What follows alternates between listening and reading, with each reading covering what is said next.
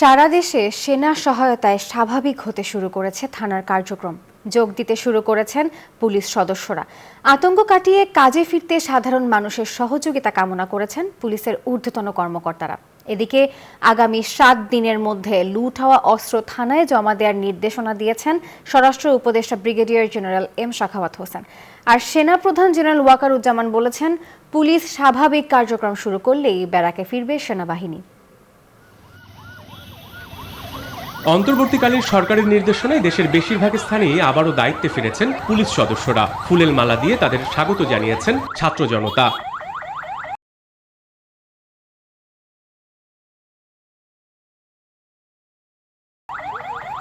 শরীয়তপুরে police lines থেকে motorcycle শোভাযাত্রা বের করে পুলিশ সদস্যরা। এ সময় বিভিন্ন রাজনৈতিক ব্যক্তি সহ নানা শ্রেণী পেশার মানুষ তাদের ফুলের মালা দিয়ে বরণ করে নেন। স্বাভাবিকভাবে পুলিশের সমস্ত কার্যক্রম শুরু হয়েছে এবং জনগণ এটাকে খুব পজিটিভলি তারা এটা ওয়েলকাম করেছেন। রাজশাহীতে থানাগুলোতে যোগ দিয়েছেন পুলিশ সদস্যরা। মামলা রেকর্ড করার পাশাপাশি চলছে জিডির কার্যক্রম। থানার যে প্রশাসনিক কাজগুলো এগুলো আমরা অলরেডি শুরু করে দিয়েছি, আর পুরো পোশাকে ডিউটি আমাদের আর কিছু সময় লাগবে। সোমবার সকাল 10টার পর থেকে চট্টগ্রামের 4টি পয়েন্টে ট্রাফিক পুলিশের দেখা মিলেছে। তাদের সঙ্গে রয়েছেন শিক্ষার্থীরাও।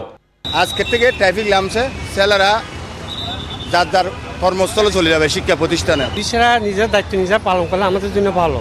স্টুডেন্টরা সবাই এই স্কুলে চলে যাক। ফেনীতেও থানার কার্যক্রম শুরু হয়েছে। ফেনী মডেল থানা গ্রাউন্ড পরিদর্শন করে কুমিল্লা সেনানিবাসের জিওসি নানা পরামর্শ দেন পুলিশ সদস্যদের। বগুড়া সড়কে যানজট নিরসনের কাজ শুরু করেছে ট্রাফিক পুলিশ। সকাল থেকে শহরের বিভিন্ন স্থানে ট্রাফিক পুলিশ সদস্যদের দায়িত্ব পালন করতে দেখা গেছে।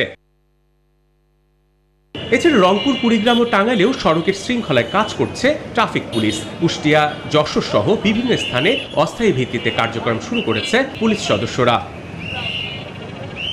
এদিকে 7 দিনের মধ্যে অনুমোদনহীন অস্ত্র জমা দেওয়ার নির্দেশ দিয়েছেন স্বরাষ্ট্র উপদেষ্টা। অন্যথায় কঠোর ব্যবস্থা নেয়ার হুঁশিয়ারি দেন তিনি।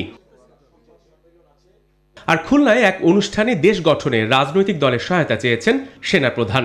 বলেন, পুলিশ সদস্যরা কাজে যোগ দিলেই ব্যারাকে ফিরবেন সেনা সদস্যরা।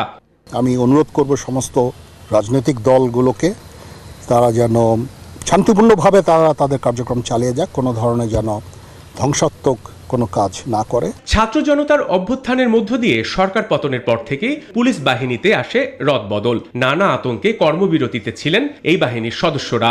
অবশেষে পুলিশ সদস্যদের কাজে যোগ দেওয়ার মাধ্যমে ধীরে ধীরে স্বাভাবিক হতে শুরু করেছে দেশের পরিস্থিতি। Desk report, news 24।